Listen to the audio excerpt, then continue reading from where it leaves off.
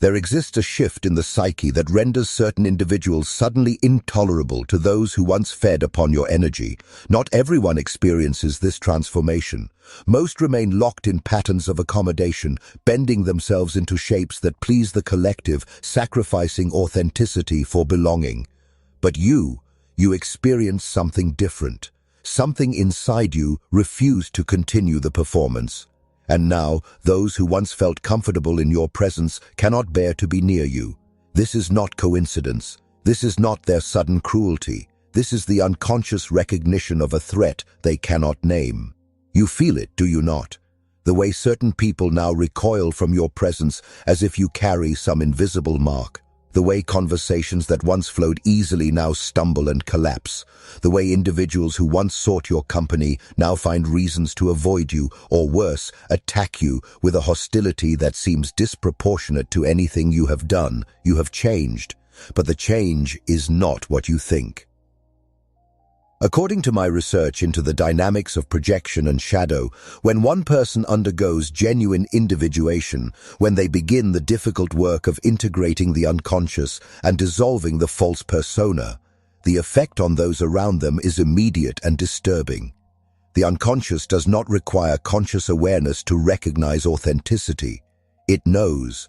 And for those who have built their entire existence on falsehood, on manipulation, on the extraction of energy from others, your transformation represents something terrifying. You have become unavailable for their games. Through years of studying the mechanisms by which the psyche protects itself from growth, one pattern emerged with startling consistency. Those who operate through manipulation, through emotional parasitism, through the projection of their own disowned shadow, they require a very specific type of person to feed upon. They require someone who has not yet learned to hold boundaries, someone who still believes that their worth depends on being useful to others, someone who carries enough unintegrated shadow that projection can take hold. You were once that person. You are no longer. What you are witnessing now is not their sudden malice. It is the psyche's immune response to authenticity. They fear you because you have withdrawn the screen upon which they projected their disowned selves. You no longer absorb their shadow material. You no longer take responsibility for emotions that belong to them. You no longer twist yourself into configurations that make them comfortable while destroying yourself from within. And this withdrawal of your willingness to play the assigned role, this is what they cannot forgive. But here is where it becomes disturbing. The fear they experience in your presence is not conscious. They do not wake in the morning and think, "This person threatens my manipulative patterns." The recognition happens in the depths of the unconscious, in that territory beneath awareness where the psyche operates according to its own laws. What surfaces into consciousness is only the effect, the inexplicable discomfort, the sudden hostility, the need to diminish or destroy what they cannot control. They do not understand why you disturb them. They know only that you must be wrong, must be punished, must be brought back into alignment with their projected reality. This is not weakness on their part. This is the unconscious protecting its established patterns. The psyche resists change with a force proportional to the depth of the change required. For someone whose entire identity depends on the extraction of energy from others, your refusal to participate represents nothing less than annihilation. They cannot allow you to simply exist in your new state. They must either recapture you or destroy the threat you represent. There is no middle ground. The first sign reveals itself in their inability to manipulate your emotional state as they once did. Where previously a certain tone of voice, a particular accusation, a specific withdrawal of approval would send you into spirals of self-doubt and desperate accommodation, now something different occurs. The old triggers no longer function. You observe their attempts at manipulation with a strange detachment, as if watching a performance you once believed was real but now recognize as theater. The hooks they cast into your psyche find no purchase. The guilt they attempt to invoke dissolves before it can take hold. They speak, and you hear the mechanism beneath the words. What emerged from analytical work is a pattern where the manipulator's power depends entirely on the target's unconscious cooperation. The guilt, the shame, the fear of abandonment, These are the instruments through which control is maintained. But these instruments require a specific psychological configuration in the target. They require someone who has not yet differentiated their own emotional content from the projections of others. Someone who still believes they are responsible for other people's feelings. Someone who fears their own anger, their own boundaries, their own right to exist as a separate self. You no longer carry that configuration. Something shifted in the depths, perhaps through suffering, perhaps through crisis, perhaps through the slow accumulation of small betrayals that finally exceeded your capacity to deny. You discovered that the price of their approval was your own annihilation, and you chose differently, not with ego, not with drama, but with the quiet recognition that emerges when the self finally speaks with authority. You cannot continue as you were. The transformation is not optional. It has already begun. Second, there emerges a pattern where your mere presence creates agitation in those who operate through falsehood. You need not speak, you need not accuse or confront. Your simple existence in a state of authenticity, this alone disturbs them. The psyche recognizes its opposite. Falsehood cannot rest easy in the presence of truth. Not because truth attacks, but because truth simply is. And that steady, unshakable isness reflects back to them everything they have denied in themselves. The mechanism by which this occurs is subtle but profound. Depth psychology reveals that we are constantly reading the unconscious signals of those around us. The micro-expressions, the energy beneath the words, the congruence or incongruence between what is said and what is meant. Most of this processing happens beneath conscious awareness. We feel something is off, but we cannot name what. In the presence of someone who has integrated significant shadow material and dissolved much of their false persona, this unconscious reading produces a very specific response in those still operating through projection and manipulation. They feel exposed, not by anything you do or say, but by what you no longer do. You no longer participate in the collective agreement to pretend. You no longer mirror back the false self they present to the world. You no longer offer the energetic validation that confirms their projected identity. Your presence becomes a mirror that reflects not what they wish to see, but what actually is. And for someone whose entire existence depends on avoiding that reflection, you represent an unbearable threat. Third, you have developed what I call the refined instinct for contradiction, sensing the gap between words and true intention. This is not paranoia. This is not cynicism. This is perception cleansed of denial. You notice when someone says, "I only want what's best for you," while their actions consistently undermine your well-being. You notice when the words speak of love while the energy carries control. You notice when concern is offered as a mask for intrusion, when questions are asked not from genuine interest, but from the need to gather information for later use. What the collective unconscious shows us is that most human communication occurs beneath the level of language. The words are often the least significant part of the exchange. What matters is the intention behind the words, the energy that carries them, the unconscious agenda that shapes them. Before individuation, before the integration of shadow, most people cannot perceive this deeper level. They hear only the words and assume the words represent truth. They want to believe. They need to believe. To question what is beneath the words would require questioning the entire structure of their relationships, their family systems, their place in the collective. But you have been forced to question. Perhaps through betrayal so profound it shattered your denial. Perhaps through patterns so destructive they could no longer be ignored.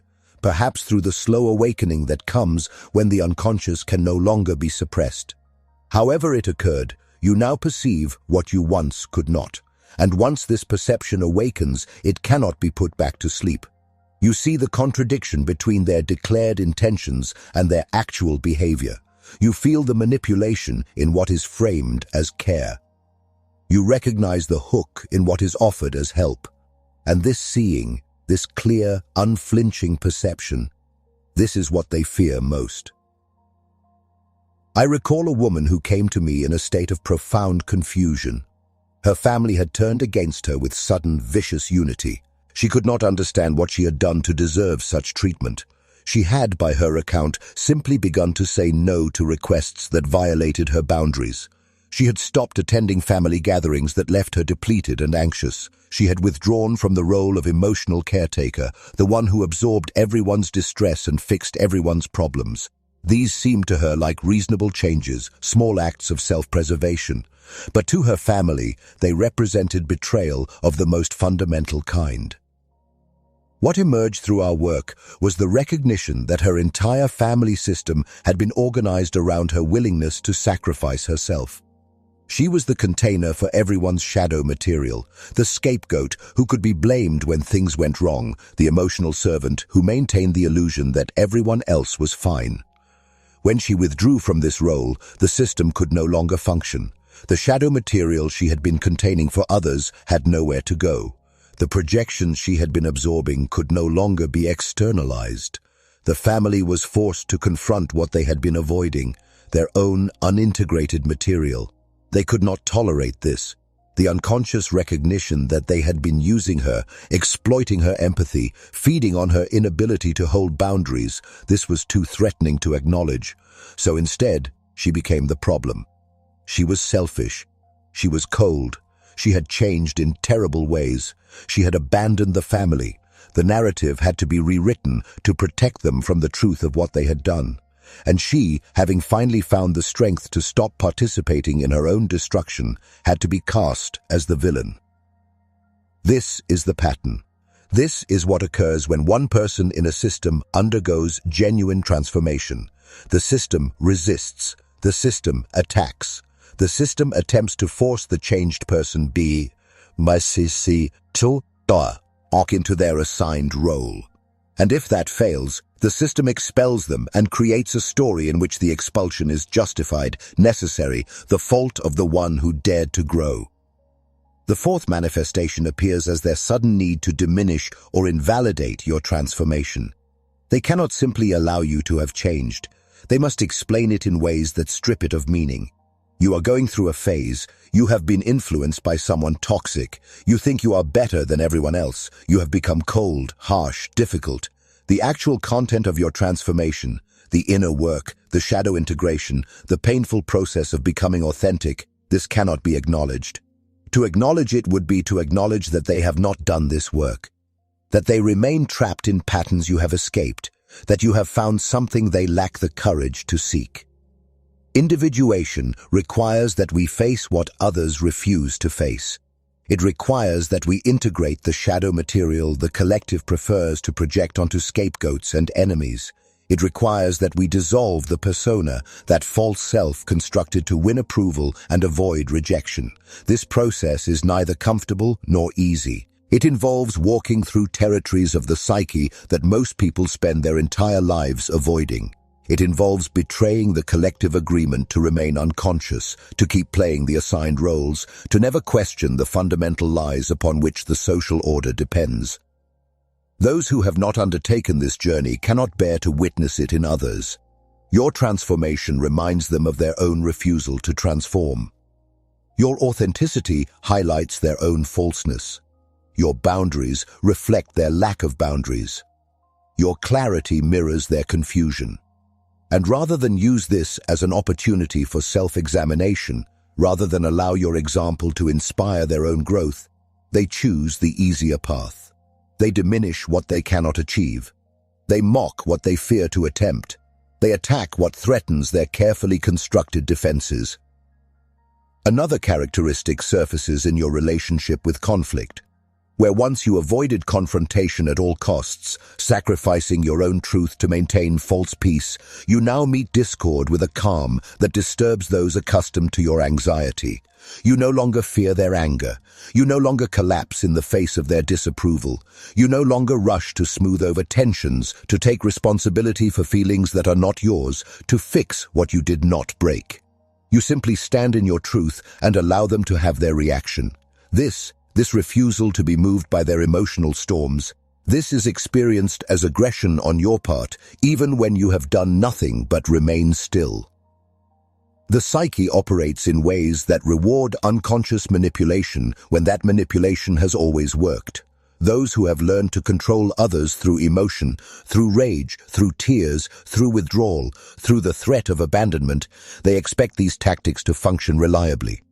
When suddenly they do not, and you remain unmoved by performances that once sent you into spirals of accommodation, the manipulator experiences this as a profound betrayal. You have broken the unspoken contract. You have refused to play your part.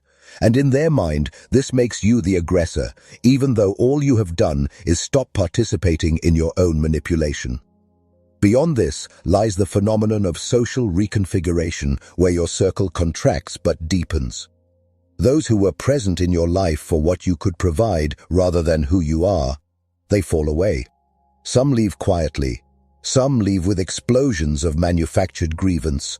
Some simply fade, unable to maintain the relationship now that you no longer serve their unconscious needs. This contraction can feel like loss, it can feel like punishment for having changed, but what it actually represents is the clearing away of false connection to make space for true relationship. The self, in its wisdom, does not mourn the loss of parasitic attachment. It recognizes that what departs was never truly present. The people who remain after this reconfiguration, these are the ones capable of meeting you in your authenticity. These are the ones who do not require you to be small so they can feel large. These are the ones who celebrate your growth rather than punish it. The circle becomes smaller, yes, but the connections become real in a way they never were before. What became clear through decades of observation is that most of what passes for relationship in the collective is actually a complex system of mutual projection and unconscious manipulation. We do not truly see each other. We see what we need the other to be. We relate not to the person, but to our projection of the person. We maintain connection not through genuine meeting, but through unspoken agreements to not threaten each other's defenses. This is not relationship. This is unconscious contract. And when one person breaks that contract by becoming conscious, by integrating shadow, by refusing to participate in the mutual pretense, the contract dissolves. The seventh sign manifests as your indifference to their judgment, which represents the final severing of the projection hook. You no longer need them to understand. You no longer require their validation. You no longer feel compelled to explain or justify your transformation. Their opinion of you, whether positive or negative, no longer shapes your sense of self. This indifference is not cruelty. It is not superiority. It is simply the natural result of finding your center in the self rather than in the approval of others. And this unshakable rootedness in your own authority, this is what finally makes you completely unavailable to their manipulation. The archetypal forces at work here are ancient. The collective unconscious has always resisted the individual who breaks free from its gravitational pull. The hero's journey, the shaman's isolation, the mystic's persecution, these are not anomalies but patterns. The collective requires conformity to maintain its structure. When an individual undergoes genuine transformation, when they find the authority in the self rather than in the tribe, they become a threat to the collective's stability. Not because they attack the collective, but because their mere existence demonstrates that another way is possible, that the rules we have been told are absolute are actually conditional, that the roles we have been assigned are not fixed, that we can choose differently. This is why toxic people fear you now. Not because you have become aggressive or cruel, not because you attack or diminish them, but because you have withdrawn your participation in the unconscious agreements that allowed them to avoid their own shadow. You have stopped absorbing their projections. You have stopped taking responsibility for their emotions. You have stopped contorting yourself to fit their needs. You have stopped believing that your worth depends on being useful to people who only value you for what you provide. Through years of studying dream symbolism, one truth became clear. The psyche will sacrifice anything, comfort, security, belonging, even love, to achieve wholeness. When the time comes for transformation, when the self demands integration, when the unconscious can no longer be ignored, the psyche will orchestrate whatever crisis is necessary to force growth. Your relationships had to shatter because they were preventing your individuation. The people had to fall away because they were feeding on the energy meant for your own development. The conflict had to intensify because you needed to learn that you could survive disapproval and discover that survival was not the point. The point was becoming who you actually are. What you are experiencing now is not punishment, it is liberation. The fear they project onto you is their fear of their own potential transformation. The hostility they direct toward you is rage at their own refusal to grow. The judgment they cast upon you is the shadow material they cannot integrate speaking through them.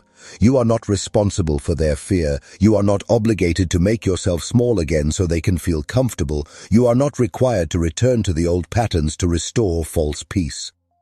Consider the butterfly. To the caterpillar, dissolution feels like death. Everything it knew, every structure that defined its existence, must be destroyed. The caterpillar does not understand that this destruction is necessary for transformation. It experiences only the terror of becoming something it cannot yet imagine. You have been through your own dissolution. The person you were, the roles you played, the identity you constructed to survive in environments that required your self-betrayal, all of this had to be broken down.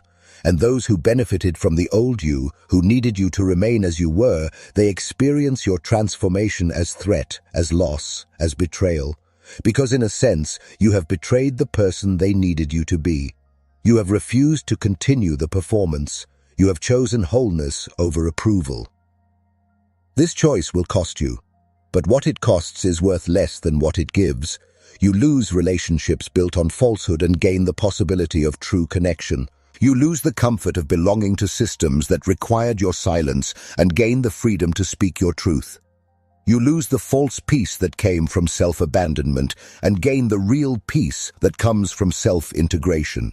The psyche knows this calculus. The self has already made this choice. What remains is for consciousness to align with what the unconscious has already set in motion. You may notice that as time passes, the fear and hostility of toxic individuals no longer disturbs you as it once did. Their reactions become simply information. Confirmation that you have changed in ways that threaten patterns of unconscious manipulation. You develop what might be called psychological immunity. The tactics that once infected you with doubt and guilt no longer penetrate. You observe their attempts to diminish you with the detached interest of a scientist observing predictable phenomena. This is not coldness. This is clarity. This is the natural result of integration.